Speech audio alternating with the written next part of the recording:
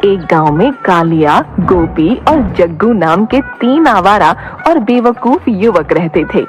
उन तीनों की आपस में गहरी दोस्ती थी। तीनों गांव में आवारा घूमते फिरते रहते थे। एक दिन वो तीनों गांव में बने हुए छोटे से खोखे पर चाय पी रहे थे कि तभी दुकानदार ने उनसे कहा, ये आज तुम तीनों की आखिरी चाय है। तुम तीनों ने 6 महीने से अभी तक उधारी नहीं चुकाई। अरे तो क्या हुआ, हम कहीं भागे थोड़ी जा रहे हैं, दे देंगे तेरे पैसे, इतना बड़बड़ा क्यों रहा बे? ये सुनते हुए मुझे पूरे 3 महीने हो गए। अबे तो 3 महीने और सुन ले, हम तीनों को जल्दी काम धंधा मिल जाएगा, समझा? पहली तनख्वाह से तेरे पैसे तेरे मुंह पर मार देंगे। गोपी की बात सुनकर दुकानदार का गुस्सा 7वें आसमान पर पहुंच गया। एक तो तुम तीनों ने 6 महीने से उधार का पैसा नहीं दिया, ऊपर से मुझसे जबान भी लड़ा रहे हो। तुम तीनों को शर्म बची है कि नहीं? अबे काहे की शर्म? जिसने करी शर्म उसके फूटे कर्म। कितने पैसे हुए तेरे? आज के पैसे मिलाकर पूरे 4000 रुपए।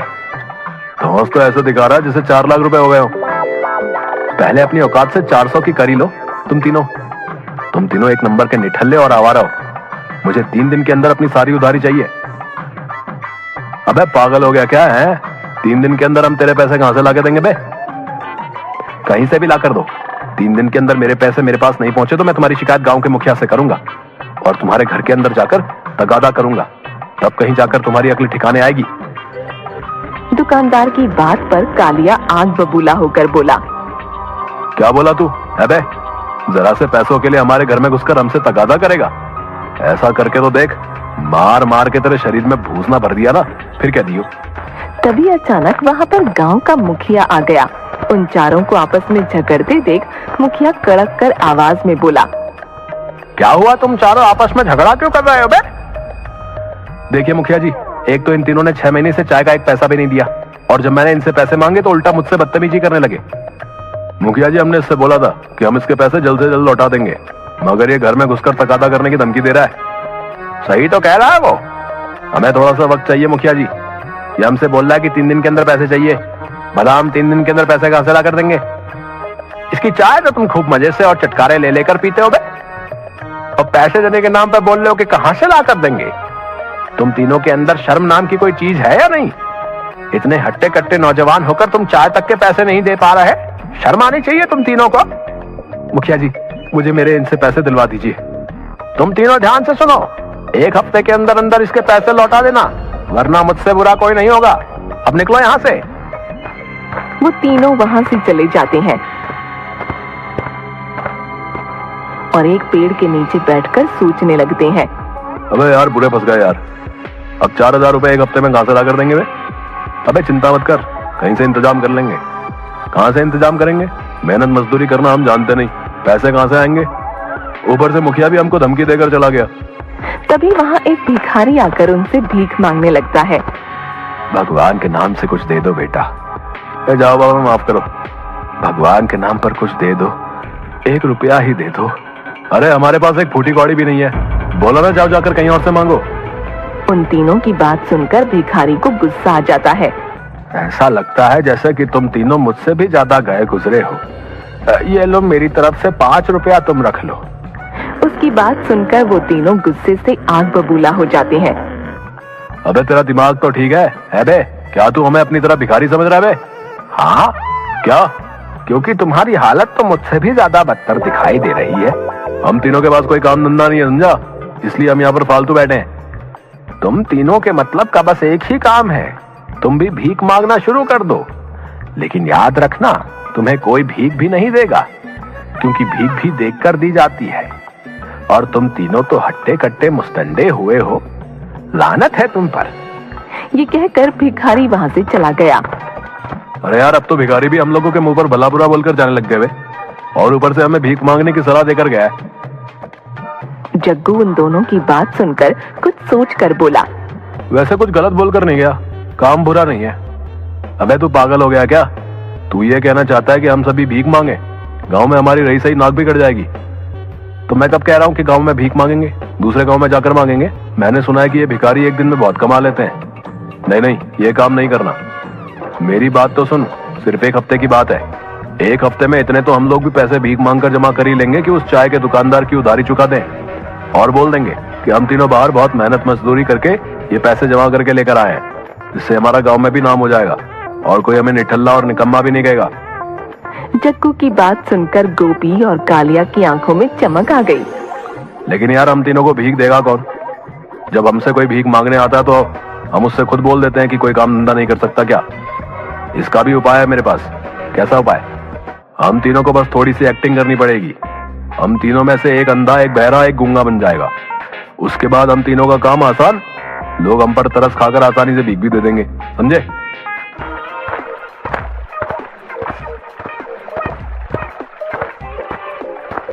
वो तीनों दूसरे गांव पहुंच गए। कालिया गूंगा, गोपी अंधा और जग्गू बहरा बन जाता है। उस गांव में एक व्यक्ति एक दुकान पर खड़ा होकर समोसे खा रहा होता है। हम तीनों एक साथ जाएंगे तो हो सकता है कि हम पर शक हो जाए। सबसे पहले मैं जाता हूँ। कालिया उस व्यक्ति के पास जाकर गूंगे की एक्टिंग करके भीख मांगने लगा, मगर उस व्यक्ति के पास जाकर कालिया ये भूल गया कि उसे गूंगा बनकर भीख मांगनी थी। भगवान के नाम पर कुछ दे दो बाबा, मैं जन्मजात गूंगा हूँ। कालिया की बात सुनकर वो व्यक्ति बुरी तरह से चौंक गया।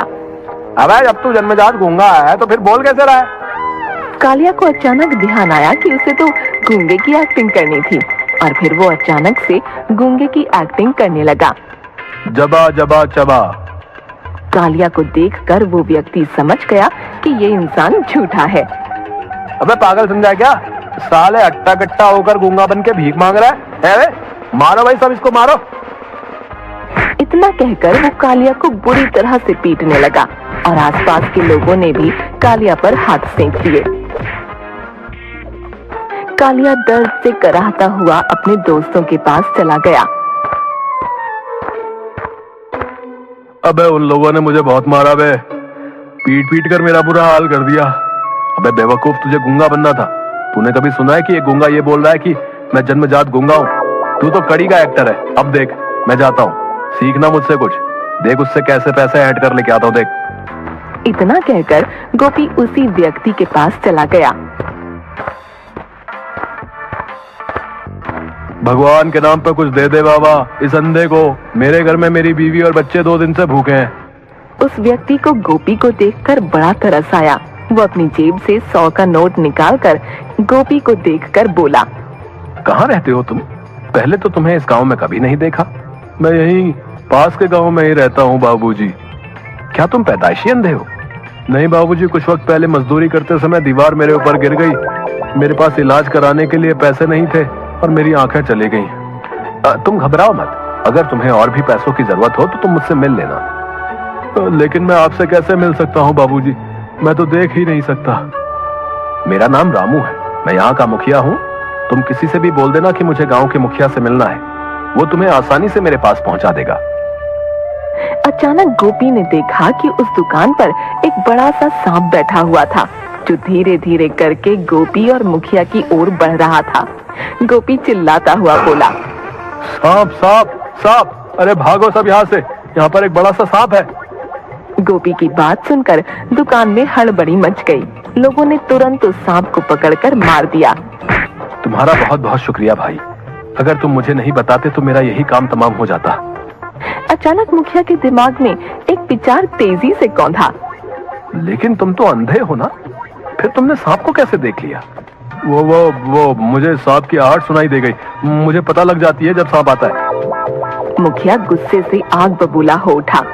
झूठ बोलता है साले, अंधा बनकर भीख मांगता है। तुझे शर्म नहीं आती? एक तो वैसे ही अभी पिट कर गया था, अब तेरी बारी है, मारो इसको। इतना कहकर सभी लोग गोपी को मारने के लिए बुरी तरह से जुट गए। गोपी वहां से भागता हुआ अपने दोस्तों के पास पहुंचा।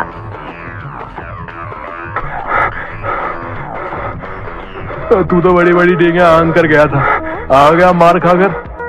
अरे यार, एक्टिंग तो मैंने सही की थी, लेकिन बोलना मेरी मजबूरी थी। अगर नहीं बताता तो वो सांप मुझे भी डस सकता था। तभी जग्गू गुस्से में बोला, अरे तुम दोनों किसी काम के नहीं हो। तुम दोनों कुत्ते की तरह मार खाकर आ गए। तुमसे तो ठीक से एक्टिंग भी नहीं होती। हाँ, तू तो बहुत 30 मार खाए ना। सलमान खान के बाद तो तेरी एक्टिंग का ही नंबर आता है। अब तुम दोनों ध्यान से देखना बे, किस तरह मैं उस गांव के मुखिया को बेवकूफ बनाता हूं, समझे? रहने दे भाई, मुझे लगता है कि हमें ठिकाना बदल लेना चाहिए। कहीं तू भी अगर पकड़ा गया तो लेने के देने पड़ जाएंगे। मैं तुम लोगों की तरह बेवकूफ नहीं हूँ, बहुत फिल्में देखी है मैंने। मुझे लगता है कालिया सही कह रहा है जग्गू। आज अगर मुंबई चला जाऊंगा तो बड़े से बड़ा रोल मुझे मेरी शक्ल देखकर ही मिल जाएगा, समझे? जाने दे भाई, जाने दे, इसको जाने दे। जा भाई जा। जग्गू बहरा बनकर उसी मुखिया के पास गया। ईश्वर के नाम पे कुछ दे दो बाबा। अभी 2 लोग यहाँ से पिट कर गए। पता नहीं क्यों मुझे तुझ पर भी शक हो रहा है कि तू भी उन्हीं का साथी है। मगर जग्गू उसकी बात पर कुछ नहीं बोला। अबे बहरा है क्या? जग्गू खामोश रहा। भगवान के नाम पर इस बहरे को कुछ दे दो बाबा। समझ गया, जब तू मेरी बात सुन ही नहीं रहा था तो इसका मतलब वास्तव में तू बहरा है। मुखिया वही 100 का नोट निकालकर जग्गू को देने लगा कि अचानक दूसरा भिखारी मुखिया के सामने आकर खड़ा हो गया। भगवान के नाम पर कुछ दे दे बाबा। मुखिया उस भिखारी को भी कुछ पैसे देने लगा। तभी उस भिखारी की नजर जग्गू पर पड़ी। वो वही भिखारी था जो कुछ देर पहले उन तीनों दोस्तों को मिला था। मुखिया ने उस भिखारी को देखकर कहा, तू तो यहाँ पर बरसों से भीख मांग रहा है। ले, तेरा एक और साथी आ गया। मुखिया की बात सुनकर भिखारी चौंक गया। कौन सा साथी? मैं तो अकेला हूँ। अरे ये देख, ये दूसरा भिखारी है। बेचारा बहरा है, सुन नहीं सकता। पागल हो गए हो क्या मुखिया जी? ये कोई बहरा वहरा नहीं है, ये दूसरे गांव का रहने वाला है। इसके साथ इसके दूसरे निकम्मे साथी भी होंगे जो इसी तरह बिल्कुल हट्टे कट्टे हैं। उस भिखारी की बात सुनकर मुखिया गुस्से से आग बबूला हो गया और उसने एक चांटा जग्गू के कान पर जड़ दिया। इसका मतलब तू भी धोखेबाज है।